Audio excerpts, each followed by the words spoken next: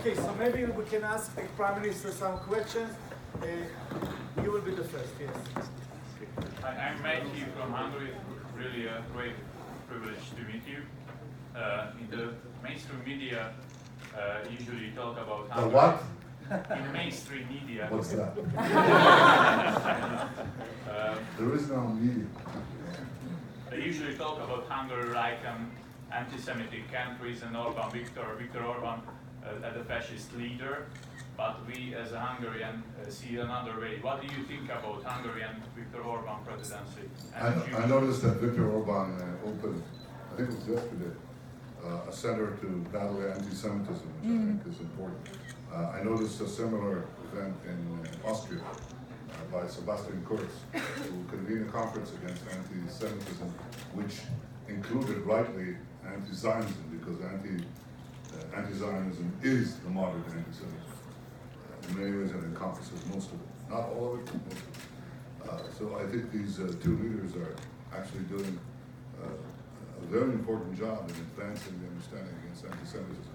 When I was in Hungary, Viktor Orban condemned the practices of fascist leaders in Hungary openly. He said this was a terrible stain on the country's history. So I look at what they do, I look at what they say, and I think they take part, as do most of the European leaders. I have to say, I have many arguments with the governments of some of the governments of Europe on certain matters relating to Palestinian-Israeli conflict. But on the battle against anti-Semitism, I would say that it's a pretty common front, and I think it's important, and common in Hungary as well.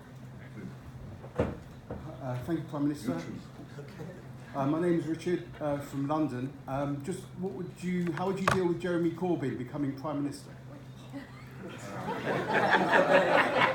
Well, how would you do? Next question. Okay, he's got a blog of Jewish food. Anti-Semitism is not limited. Unfortunately, it's not limited to the position of some governments. The most anti-Semitic government in the world is Iran, which openly declares its goal to exterminate the Jews of Israel. That's over 6 million Jews. While denying the Holocaust, they prepared the next Holocaust, which of course will never happen because we won't let them. But those who say, well, we're not anti-Semitic, we're anti-Zionist, that's like saying, I'm not against the French, I just don't think there should be France, which is absurd. I mean, so I think that this is obviously led by some governments, but also, unfortunately, also by some political movements, yes. Or the leaders of some political movements, and I'm glad to see there's also resistance in those same political movements against what are clearly anti-Semitic tendencies. Yes. Prime Minister, yes. my editor in New York have a question for you. Are you trying to do a selfie here? Yeah, but look at the question, please. Look, at my age, I need another pair of eyes. What is What is the question? Help. Should Israel keep the Golan? Of course. Mr. Prime Minister, there is a question about the relationship between the diaspora and Israel.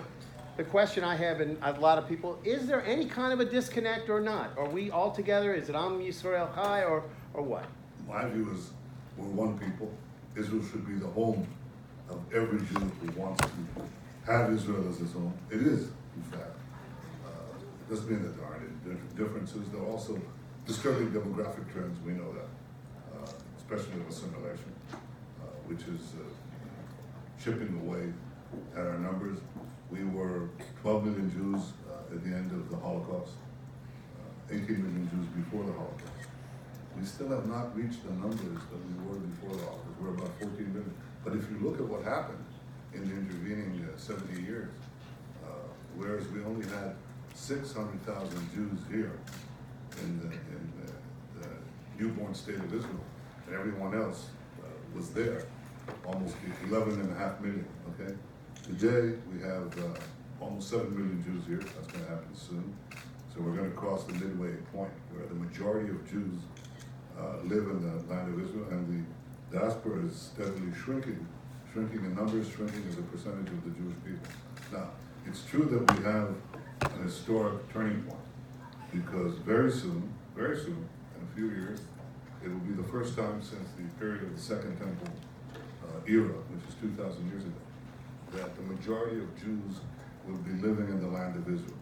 That's a very good development in the sense that the population of Israel is steadily growing. The Jewish population of Israel is steadily growing.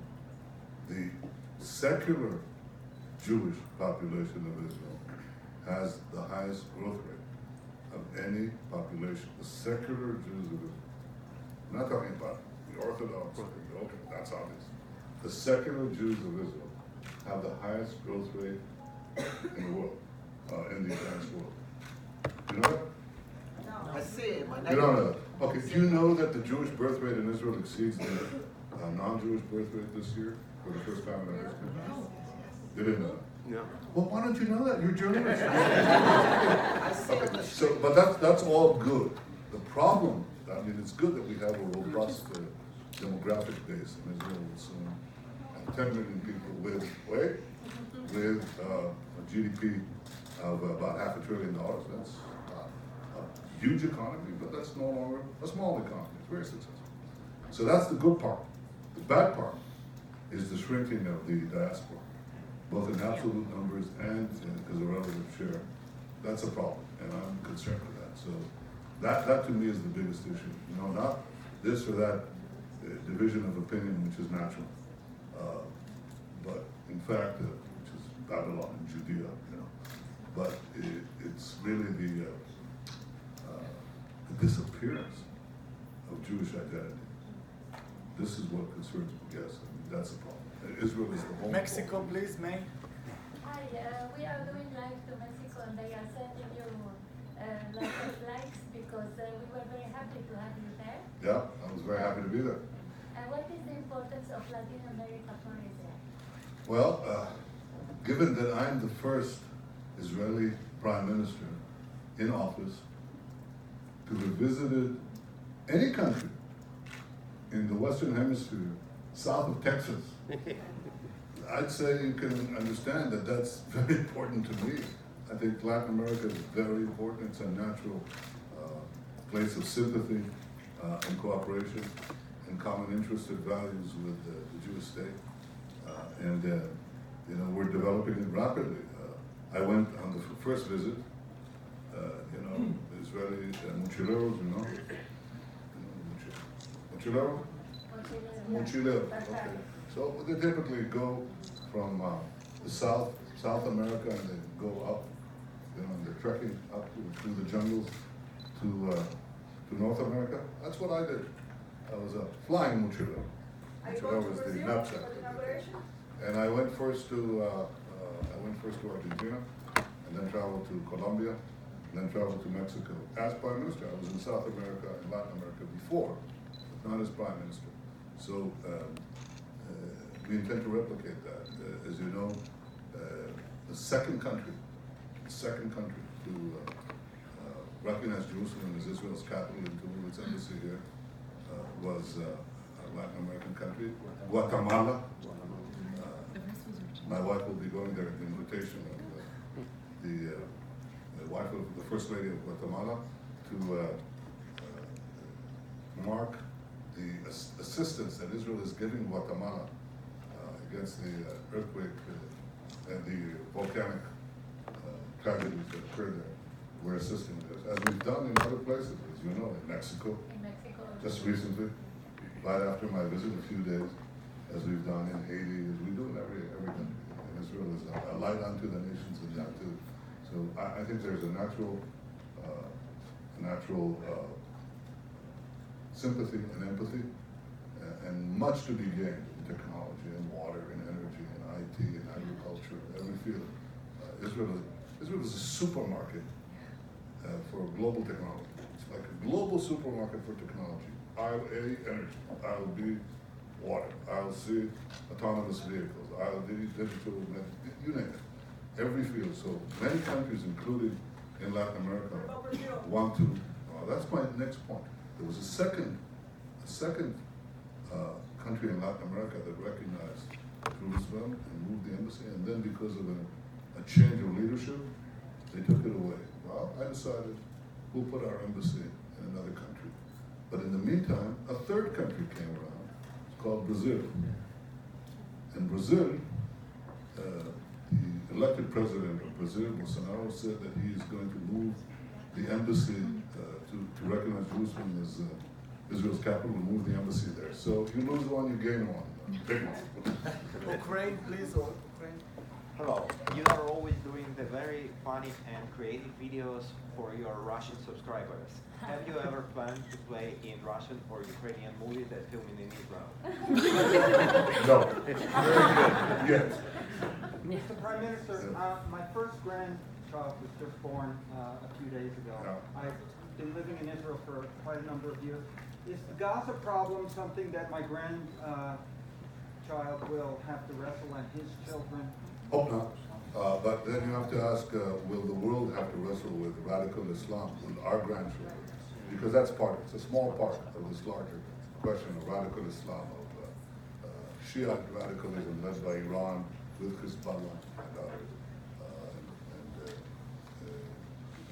radical Sunni Islam, which is led by Daesh, and before that Al-Qaeda and Boko Haram in Africa, where I just dealt with the leader of South Africa. the leader of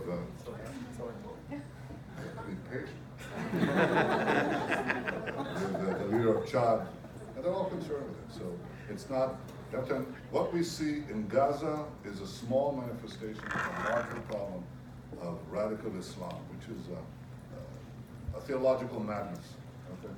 Religious wars in the beginning of the 21st century. I thought the last religious war was fought somewhere in Belgium in the 19th century. That was already an anachronism. It's back in full force. What will be the future of Islam? Will the moderates win or will the radicals win? What will be the future of Islam?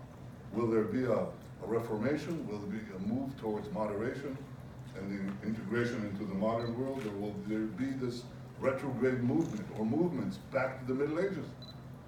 This is a bigger question. And if you want to look at Gaza, that's really a small part of this larger question. Of course, it concerns us, and one thing we do is take care of our security. We'll continue to do that for all time. Yes? South Africa. Mr.